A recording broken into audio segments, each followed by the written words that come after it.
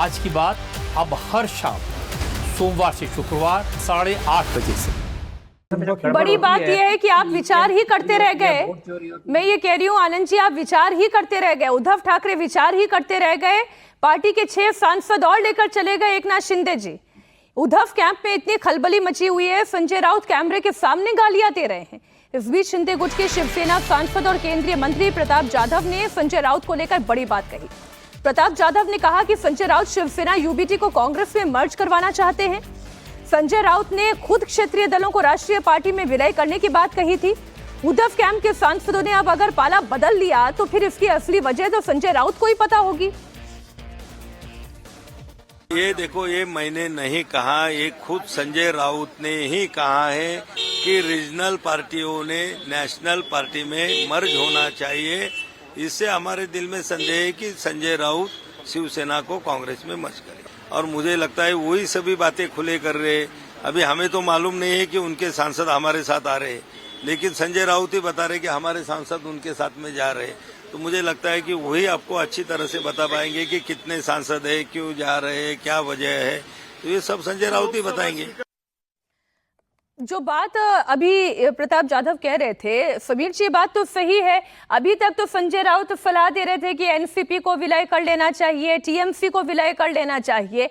आपने अपना घर संभाला नहीं और दूसरों को आप पट्टी पढ़ा रहे हैं। निश्चित रूप से मुझे लगता है उद्धव ठाकरे की बहुत बड़ी गलती है जिस तरीके से उद्धव ठाकरे के राज्य पार्टी टूटती चली जा रही है। वो कहा जाता है कि दूध का जला छाछ फूक फूक कर पीता है।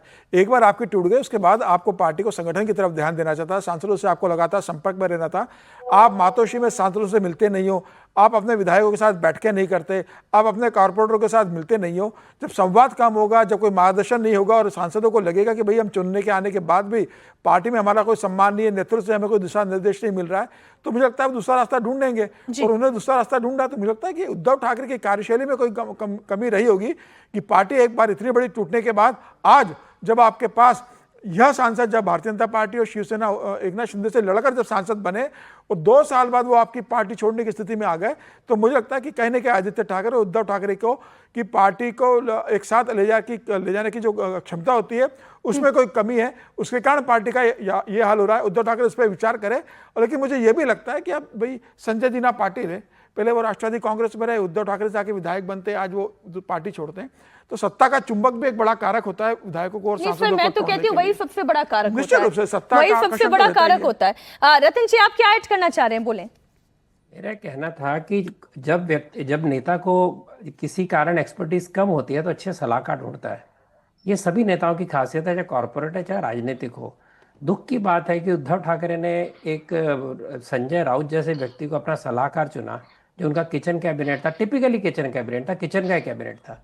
उसके अंदर व्यक्ति जो शिवसेना को तोड़ने में, शिवसेना को बर्बाद करने में जितना बड़ा हाथ संजय राउत का किसी का नहीं है।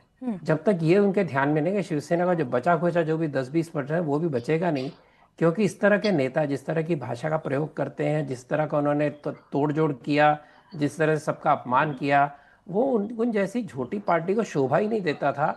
जो मर्यादा में रहते रहे सलाहकार रख के उद्धव ठाकरे खुद की बर्बादी की उन्होंने। नहीं तो और जहां तक टीएमसी का सवाल है, कृपया उसको कंपेयर ना करें। टीएमसी के पाप जो थे 15 साल के, सबने देखे।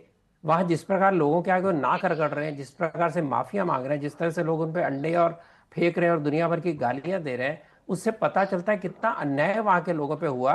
तो अपनी जान बचाने के लिए लोग छोड़ रहे हैं टीएमसी। और वो भी कह रहे हैं कि पुत्र का मोह जो था उसने बर्बाद किया।